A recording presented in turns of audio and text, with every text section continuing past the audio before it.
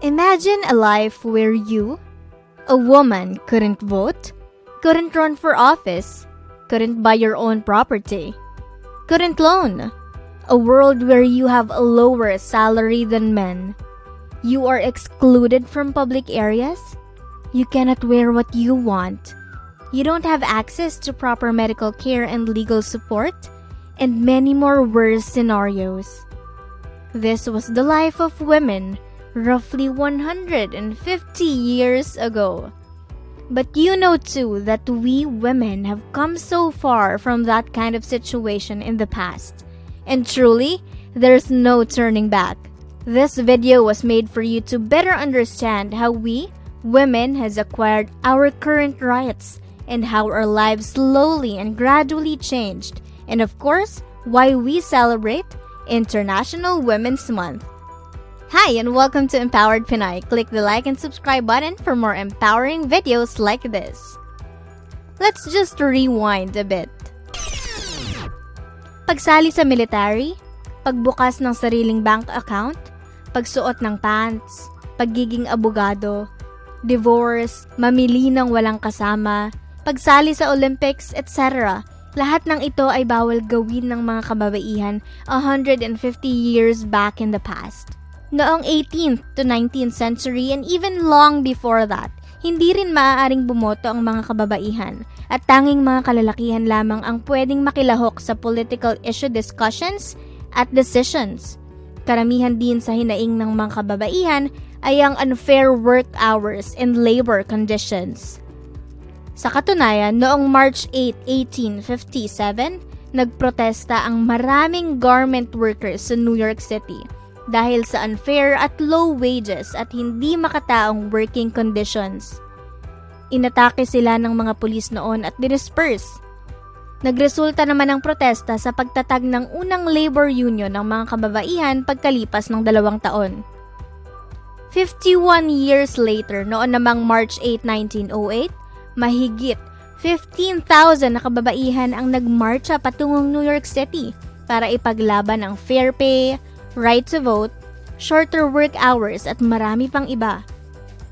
Dineclare naman ng Socialist Party of America na gawing National Women's Day ang huling Sunday ng February, which was February 28, 1909 at that time. Noong 1910, habang ginaganap ang International Conference of Working Women sa Denmark, isang nagngangalang Clara Zetkin, isang German socialist, ang nag-propose na magkaroon ng International Women's Day para i-commemorate ang strike ng mga garment workers sa New York noong 1857. Nag-agree naman ang 100 kababaihan mula sa 17 countries. Ang mga bansang Austria, Denmark, Germany at Switzerland ay nag-consider na rin na i-celebrate ang Women's Day for the first time noong March 19, 1911. Nagrally noon ang mahigit 1 milyon na kababaihan pati na rin ang mga kalalakihan sa iba't ibang panig ng mundo. After 6 days dated March 25, 1911, 140 na mga batang kababaihan na empleyado ng Triangle Shirtwaist Company ang namatay dahil sa kakulangan ng safety measures. At dahil dito, umabot sa 100,000 na katao ang sumali sa Silent Funeral March. Dahil sa masamang pangyayari na ito, nagkaroon ng Factory Investigating Commission which led to passing laws that mandated safety standards, minimum wage, unemployment assistance, and support for workers, especially for women. Noong February 23, 1913, isinelebrate ang first ever International Women's Day sa Russia. Nagkaroon rin ng iba't iba pang rally sa Europe sa ganap na March 8 at kalaunan ay idineklara na itong Official International Women's Day. Noong 1917, nagbitiw sa pwesto ang Tsar ng Russia at ang provisional government ay nagbigay ng karapatang bumoto sa kababaihan ng Russia. Sa United Kingdom naman noong 1918, sa wakas ay nagkaroon na ng karapatan ang mga kababaihan na bumoto. Pero marami pang requirements tulad ng edad, status, etc. Noon lamang 1928, pinayagan ang lahat ng 21 and above na bumoto. Sa United States naman ay noon lamang 1920 pinayagan ng mga kababaihan na bumoto. In 1975, sinelebrate ng United Nations for the very first time ang International Women's Day. Noong 1977, inadopt ng General Assembly ang resolution na nagpoproklama na ang United Nations Day for Women's Rights and International Peace ay dapat ring i-celebrate ng mga miyembro nito. Kaya naman sa Philippines, noong March 8, 1988 ay idineklarang ang first week of March ay Women's Week at ang March 8 naman ay nagsisilbing Women's Rights and International Peace Day ayon sa Proclamation No. 224 noong 1988.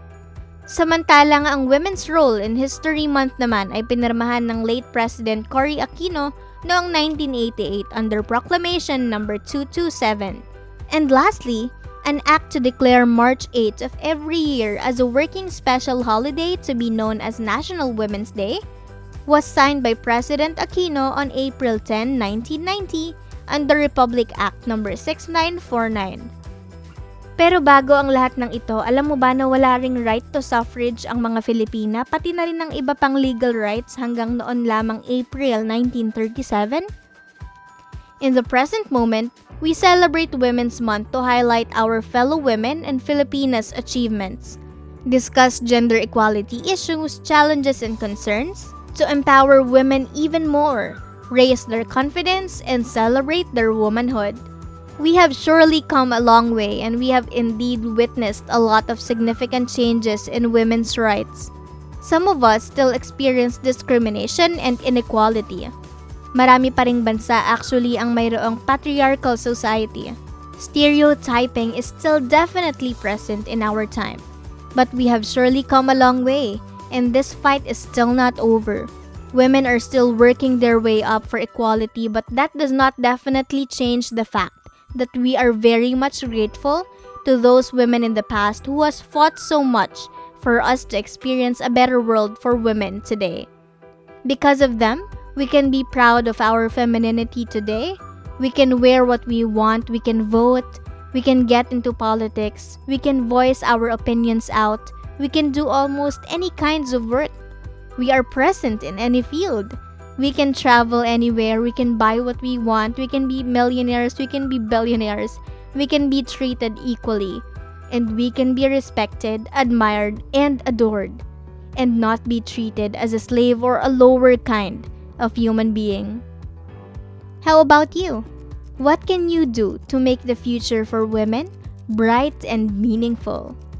You'll be able to see and read more empowering contents like this on our social media accounts. Follow us on Facebook and Instagram at EmpoweredPinayPH and EmpoweredPinay_ on Twitter. If you were enlightened through this video, kindly like, share, and subscribe for more. Again, this is Empowered Pinay saying let's be empowered together and let's empower Pinays together. Happy Women's Month, mga kababaihan!